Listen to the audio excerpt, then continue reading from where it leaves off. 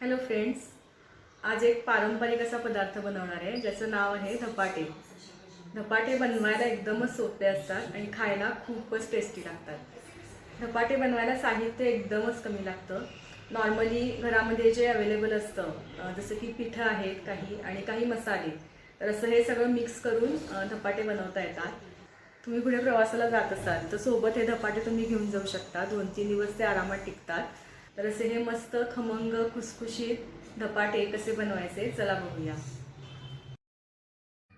तर इथे पहिल्यांदा 2 चमचे धणे मी भाजून घेते.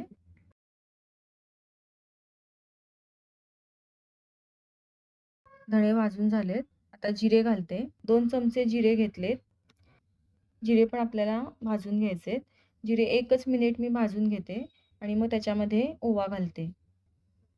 2 चमचे ओवा घालते आणि आता हे 1 मिनिट भाजून घेते. त्यानंतर आता आपल्याला ह्याची पावडर करून घ्यायची आहे. थोडंसं जाडं-भरडं असंच आपल्याला ते बारीक करून घ्यायचंय.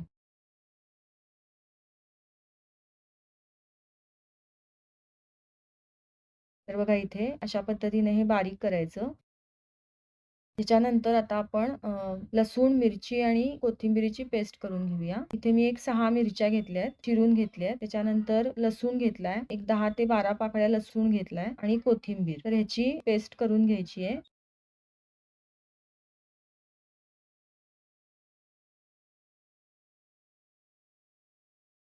तर तुम्ही इथे बघू शकता अशी पेस्ट मी करून घेतली आहे. आता आपण धपाट्यासाठी लागणारं पीठ मळून घेऊया. तर त्यासाठी इथे मी 2 वाट्या ज्वारीचं पीठ घेतलंय, 1 वाटी गव्हाचं पीठ, अर्धी वाटी बेसन, 3 चमचे तीळ, 2 चमचे हळद आणि ही धणे, जिरे आणि ओव्याची बारीक केलेली पावडर, लसूण, मिरची, कोथिंबिरीची पेस्ट, 2 चमचे तेल आणि आता हे सगळं आपल्याला मिक्स करून घ्यायचं आहे. सगळे मसाले आपण जे घातलेत ते सगळे लागण्यासाठी हे व्यवस्थित असं मिक्स करून घ्यायचं. सोबत मी त्याच्यामध्ये चवीनुसार मीठ घालतीये. जे आपण मसाले घातले ते सगळे व्यवस्थित एकजीव होण्यासाठी हे असं मिक्स करून घ्यायचं पहिल्यांदा. कोरडंच असं मिक्स करून घ्यायचं आणि मग नंतर हळू त्याच्यामध्ये पाणी घालून मळून घ्यायचं. तर खूप मऊ पण नाही करायचं आपल्याला किंवा खूप घट्ट पण नाही करायचा आहे गोळा. आपल्याला थापता येईल हातानं इतपत आपल्याला तो सॉफ्ट करून घ्यायचा आहे. जसं आपण भाकरीचं पीठ मळतो तसंच आपल्याला ते मळून घ्यायचं आहे. इतपत मी तो मऊ करून घेतलाय. आता ह्याच्यावर मी एक सुती कापड, ओलं केलेलं सुती कापड घालतीये आणि ते झाकून ठेवते. एक 15 मिनिटं आपल्याला ते झाकून ठेवायचं आहे. त्याच्यामध्ये सगळे मसाले चांगले मुरतील म्हणून मी ते झाकून ठेवले. आणि 15 मिनिटांनी आता मी ते काढते. त्यानंतर एक कॉटनचं किंवा सुती कापड घ्यायचं. ते पाण्यानं स्वच्छ धुवून घ्यायचं. घट्ट असं पिळून घ्यायचं. आता त्यानंतर मी ते पोलपाटावर ठेवतीये आणि आता एक मीडियम साईजचा मी असा गोळा करून घेतलाय आणि तो आता आपण थापून घेऊया.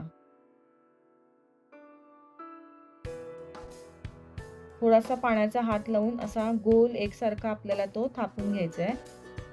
पीठ हाताला चिकटू नये म्हणून मधनं पाण्याचा हात लावायचा आणि असा हा थापून घ्यायचा. थोडंसं पातळच आपल्याला हे थापून घ्यायचंय. गॅसवर मी तवा गरम करत ठेवलाय. त्याला मी थोडंसं तेल लावून घेते आणि तवा हा गरम झाला की आता हे कापड जे आहे अलगद उचलायचं आणि तव्यावर असं ठेवायचं.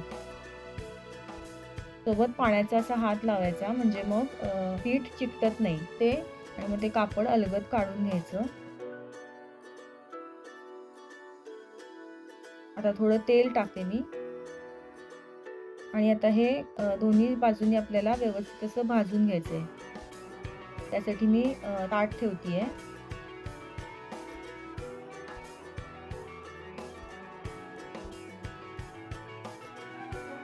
तर हे खाल्लं छानपैकी असं भाजून झालंय. आता दुसऱ्या बाजूनं पण आपल्याला ते भाजून घ्यायचंय.